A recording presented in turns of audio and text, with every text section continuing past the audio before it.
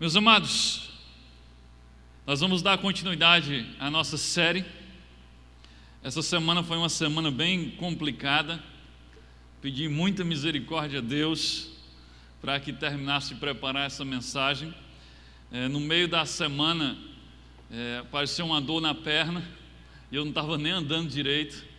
E aí eu fui no médico e ele suspeitou que podia ser uma trombose na perna. E aí não pôde fazer exame no dia, eu tive que voltar no outro dia. E isso, ele disse, se for trombose, você vai passar de 3 a 4 dias internado aqui. Isso já era na quarta-feira. Eu disse, pronto, não vou pregar domingo. E agora?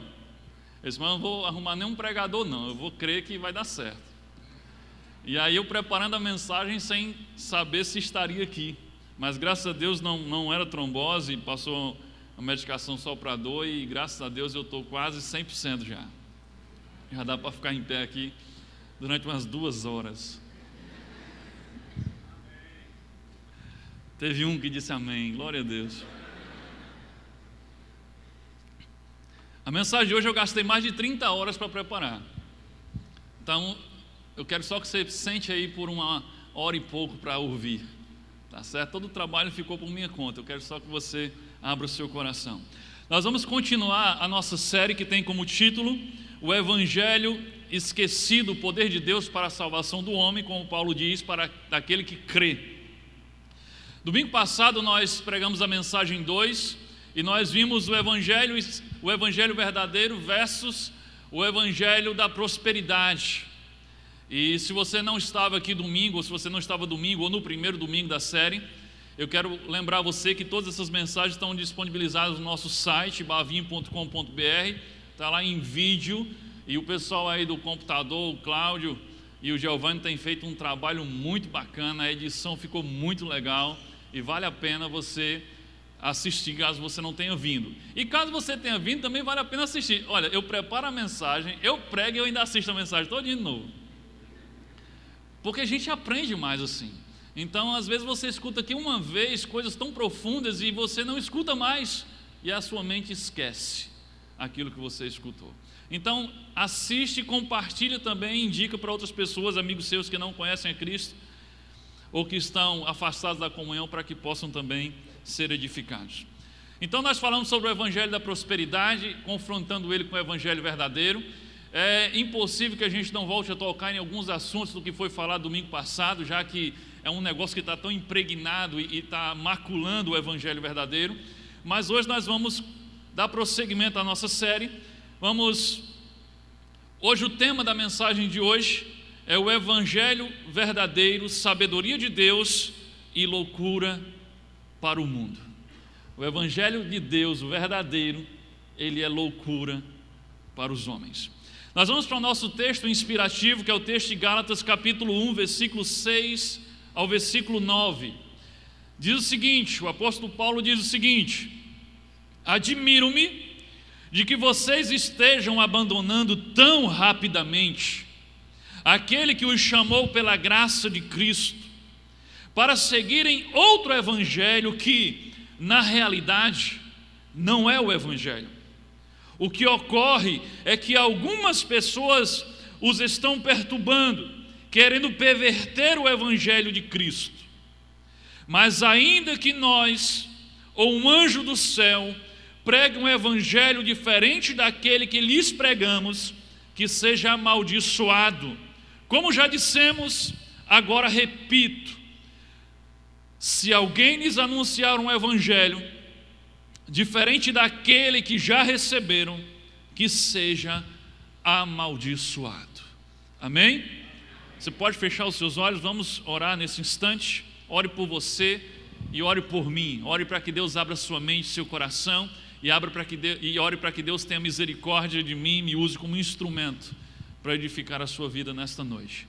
Deus amado, em nome de Jesus, nós queremos te louvar e te agradecer, porque o Senhor, na sua infinita sabedoria e soberania, o Senhor decidiu que hoje teríamos mais um dia neste lugar, reunidos como corpo, como família, para te adorarmos e para ouvirmos a tua palavra.